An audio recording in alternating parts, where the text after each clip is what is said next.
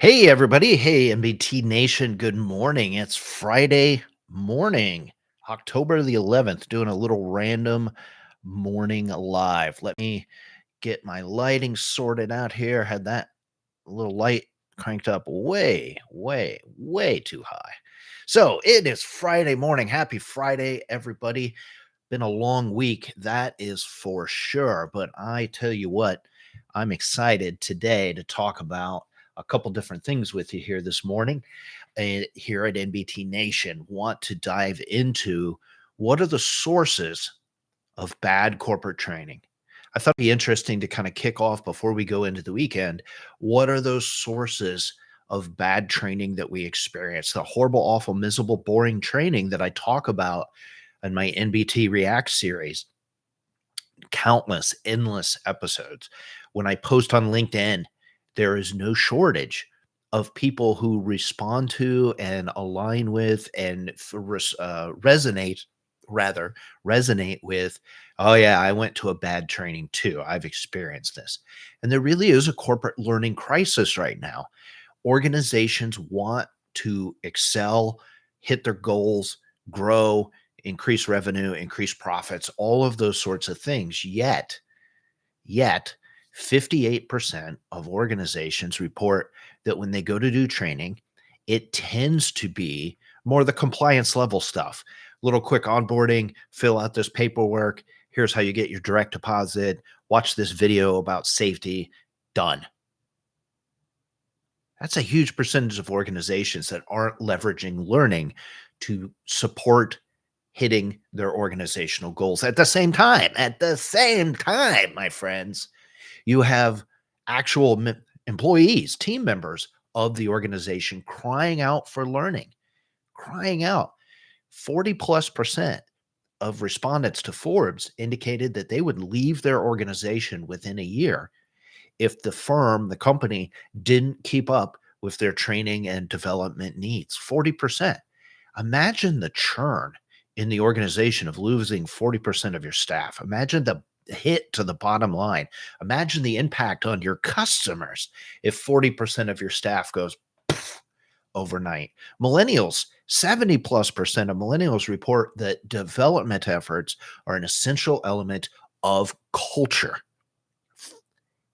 Millennials, which are really the leaders of today and going into senior leadership as they go up the ranks, are saying clearly we need learning and development efforts.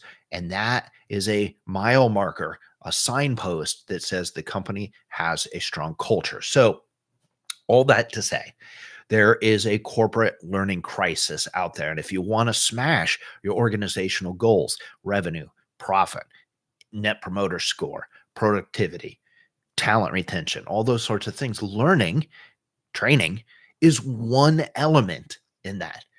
But as I said at the start of this live, there is plenty of examples of horrible, awful, miserable, boring training. And where the heck does it start? Where does it come from? What's the genesis? Where is the origin? Who is patient zero for crappy training? Well, there's a couple different sources. We're going to dive into three of them today, three sources today. First up is leadership. I mean, that's the obvious starting point, leadership. The buck stops with leadership, as always, as it should be. Couple different places. Obvious one is leadership doesn't care about training in the first place. I figured it out on my own. You go figure it out for yourself. Unfortunately, that's a pretty prevalent thought process for some leaders, not all. This isn't bang on leadership day, but some leaders have a dim view of training. You just figure it out as you go. You do it as on the job training. I didn't have training. I had to figure it out. So you should too. And it's a pants on head, silly approach, but that's where a source of no training whatsoever can come from. And it's a source of bad training when you have maybe a younger team member or somebody who does believe in training saying, hey, I'll put together something for the company, but you have a leader who blocks it because they just don't care. They don't feel like it's needed. So that's kind of the first tip of the iceberg of where bad training comes from. Another source from the leadership ranks, you have some leaders who, they give lip service to, "Oh, yeah, training, of course, we do. My firm does training." But that leader is so focused on the outputs that leadership level, whether it's an individual or a team, is so focused on outputs, activity, activity, activity, outputs, outputs, outputs, KPIs, metrics, dashboards. They're so hyper focused on that that while they pay lip service to training, they don't really lend it doesn't really rise in the organization to a level of importance. It doesn't get resources. It doesn't get the senior leaders time other than just in passing, maybe. And the outcome from that is fairly predictable. You're going to have training that either doesn't happen, is done poorly, it's done on a thrown together basis, or it gets undermined because while the trainer or trainers are trying to roll out these training sessions, modules, tools, resources, e-learnings, whatever, while they're trying to do that, the leadership is over here going output, output, output, output. And guess what? Everybody in the company does. They focus on output, output. And we don't got time to train. I can't go complete that really cool e-learning that you put together. I got to go do this thing over here because that's what the leadership and the reward structure is based on. So focusing exclusively on outputs. And hey, listen, it's a tough battle. Again, this is not bang on leadership day. Leaders should focus on output. Duh. I mean, obviously. But what I'm talking about is that unholy fixation and obsession with it without ever thinking about the inputs. If all you do is focus on the output, but you never think about the input, you're never going to get anywhere. And one of those inputs is, of course, corporate learning. And then the last piece of the puzzle from the leadership perspective of where does boring training come from? Where does bad training come from? Is that those leaders, the senior leaders especially, don't expect, demand, require that the frontline managers underneath them support the idea of training in the organization. So even though the leader may support it, and there may be trainers who training structure in the organization, that mid-tier frontline manager, if they aren't being held to account, the likelihood of a frontline manager kind of starting to drift over to output, output, output, tactical level thinking. Let's just get through today. Did you fill out your reports? Did you do your TPS reports? Is pretty high. And again, it's not bang on manager day either, but they're under a lot of pressure to get the job done. The buck stops with them too. And so if the frontline or if the senior leader isn't holding that expectation that, hey, in this firm, learning is valued. It is to be rewarded. It is to be encouraged. The frontline manager won't hear that messaging, and there's a tendency for the frontline manager to start to focus on outputs, activity, and results as opposed to inputs. So from our first starting point, what is the source of horrible, awful, miserable, boring training, bad corporate training? What is a genesis of the corporate learning crisis? It's the leadership.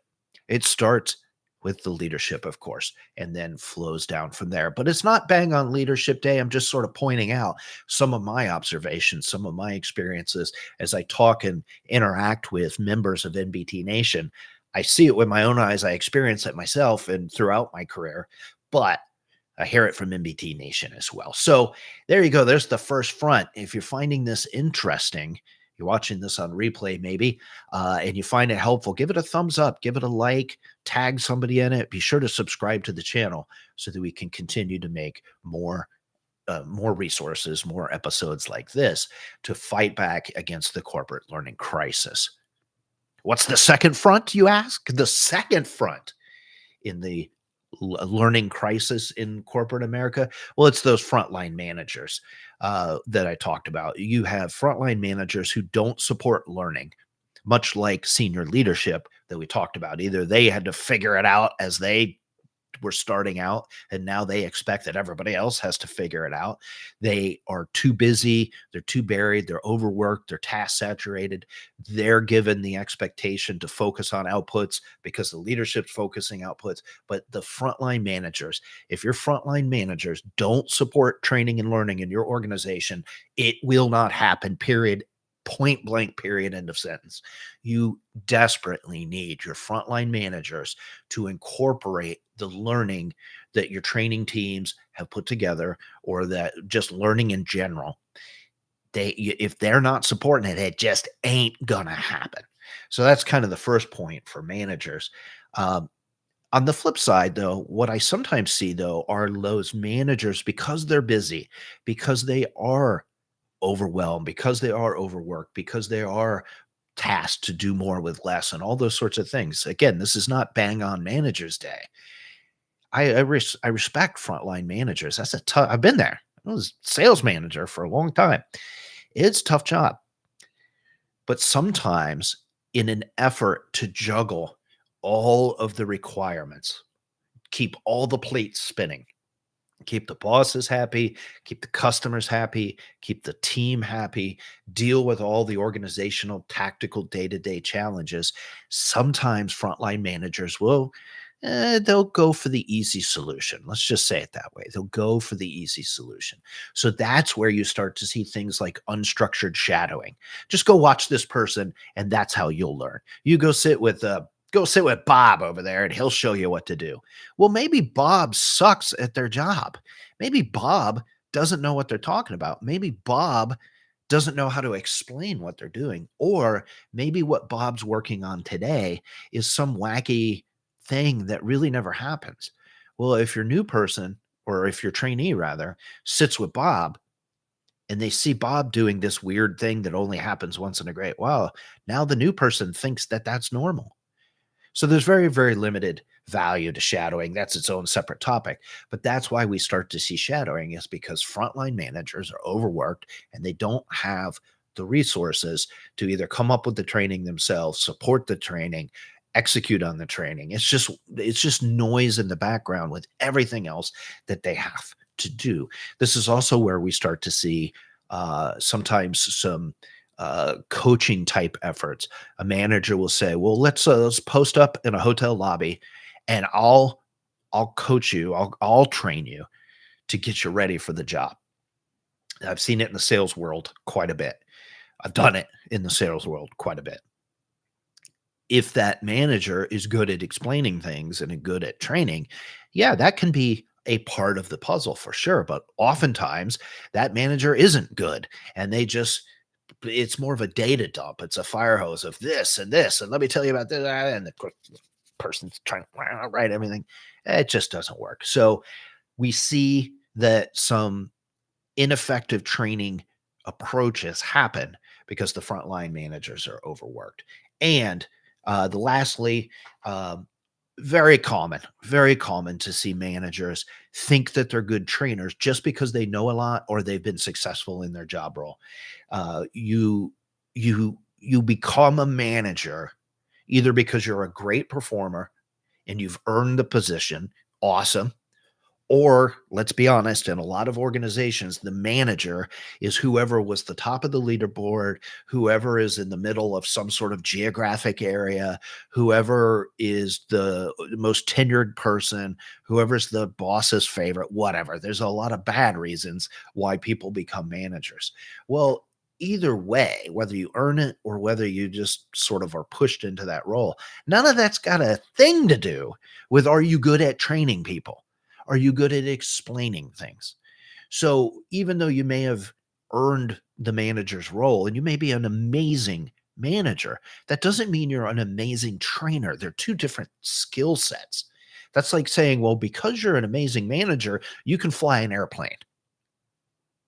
I mean, it makes no sense. It's zero sense. So because you're a good manager does not mean that you are a good trainer. So three little quick areas there of frontline managers. So you have leadership being a source of problems, of the corporate learning crisis, and you have frontline managers. And it's not about banging and putting down those groups.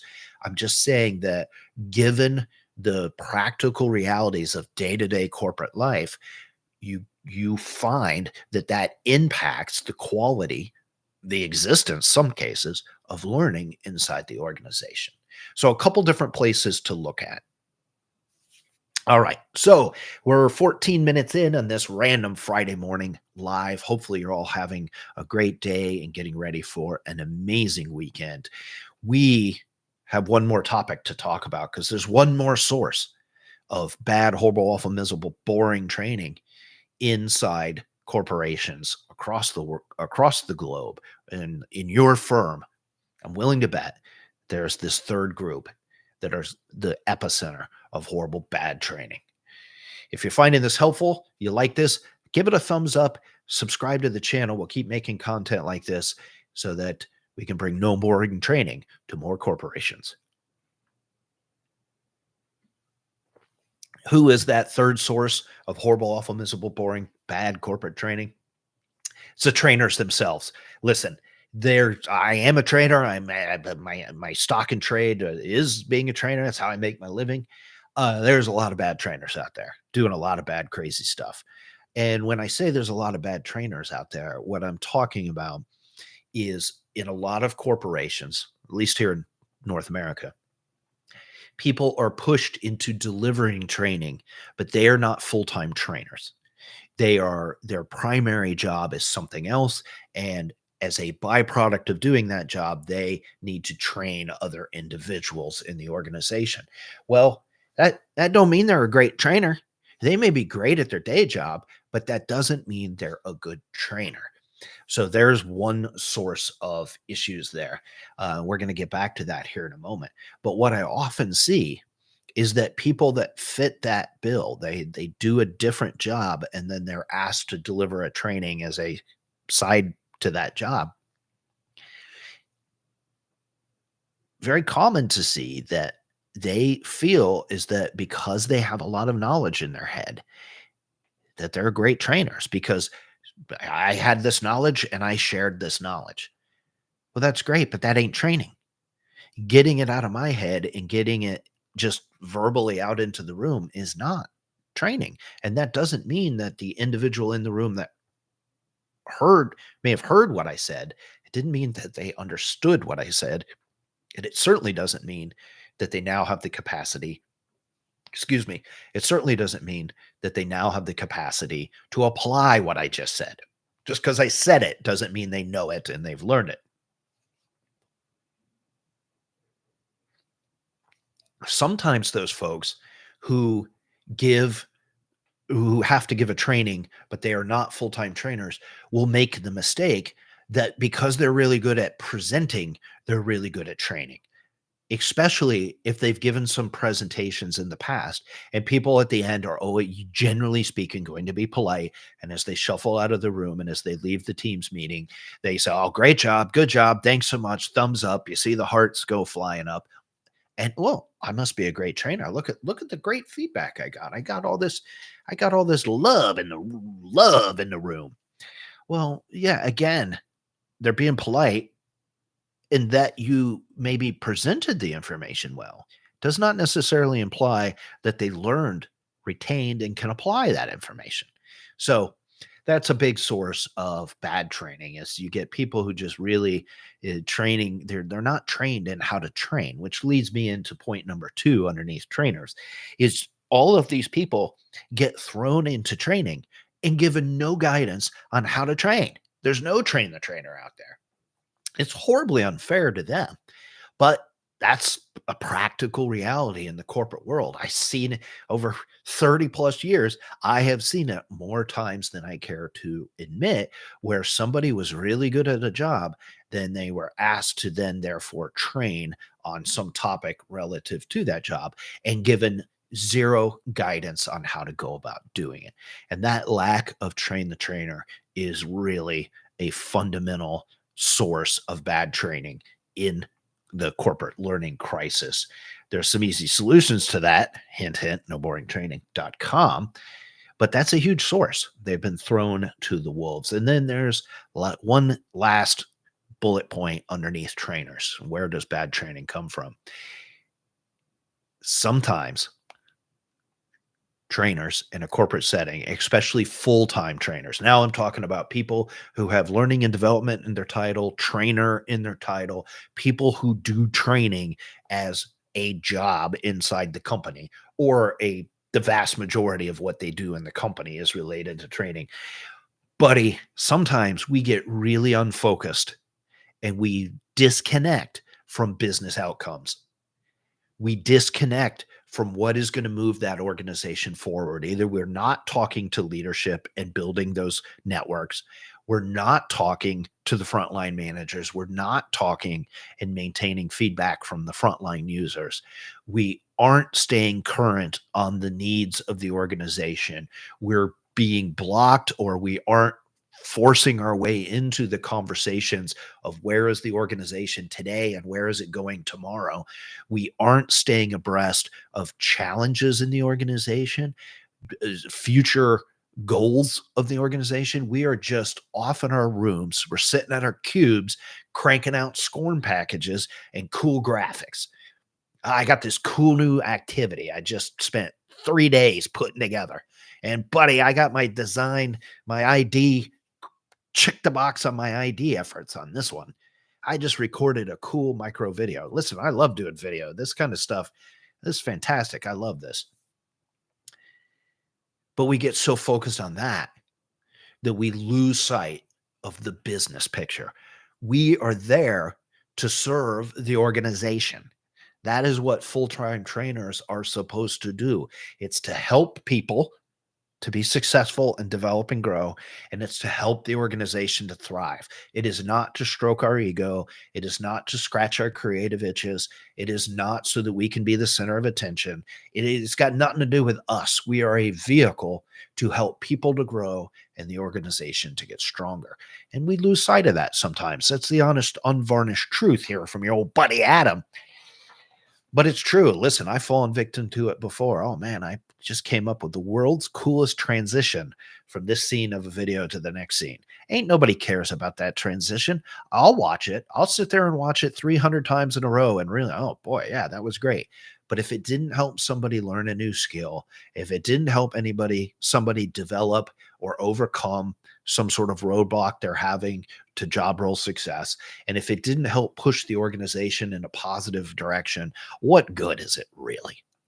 So there you have it. Trainers are the third source of bad training in organizations, whether they're a full-time trainer or a part-time trainer who just does it on the side. Let's be honest, folks, you got to look inward and evaluate, are we the source of horrible, awful, miserable, boring training in the organization? So there you have it. Leadership, frontline managers, and the trainers themselves. Three key sources of bad training in the corporate learning crisis. What do you do about all this? Adam, that's great. You're telling us all this cool stuff.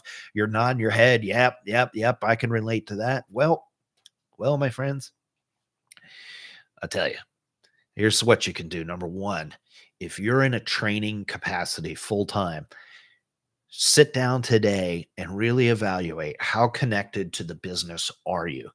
Do you have those relationships with senior leaders? Do you have communication with frontline managers and end users? If not, sit down today and put together an action plan of how you're going to improve that area. If you're a frontline, or if you're a senior leader rather, and you don't give a rip about training, or you're just paying lip service, this is the time to go for a walk, to carve out 10 minutes in your schedule to really sit back and think about, how can I expect my organization to grow if we're not watering it, we're not giving it the resources we need, if we're not paying attention to the inputs? How on earth are you going to get better outputs? That's like saying, I'm going to plant a tree in concrete and then wondering why it won't grow. I didn't water it.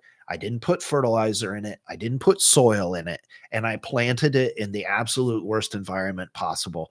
Golly, why isn't my tree growing? Why is it dying? I mean, come on. So if you're in that leadership role, today is the day to take a look at how attuned and supportive and how important to me is learning really. Take that look inwards. And if you feel like it isn't, or you feel like it's misaligned, that's, listen, let's have a chat. We can help you out with that. Or you can sit down and come up with an action plan of how you can address that. Frontline managers, that's where you got to really, you're in kind of the toughest position. But what I would suggest is sit down today and think about, how can I give my team some coaching, some guidance, some training, whether it be job skills specific, whether it be soft skills, whether it be how to overcome challenges that they face on a daily basis. You can put together a stand-up training, or a quick 2-3 minute training for your next stand-up meeting. Rather, the next stand-up meeting you have, do a little quick 5-10 minute type stand-up basic sort of training. Hey, here's a challenge that you face on a regular basis. Here's a couple tools to help you get over that. Let's do a little quick discussion about it, maybe a little quick role play to demonstrate what I'm talking about. You can put that together and do that in your next stand-up meeting, and bam, you've rolled out some training and you haven't taken your team offline. So, 3 actionable tips to help your organization fight back against the corporate learning crisis. There you have it, my friends. Little random Friday morning live. What are the sources of bad training? Hopefully you found this interesting. If you do, give it a like. Leave me some comments down below. What part of this did you find most challenging? What part of this really caught your ear and you really want to kind of chew on some more? Leave me some comments down below. Subscribe to the channel. We'll keep making great content like this to help you have training that doesn't suck.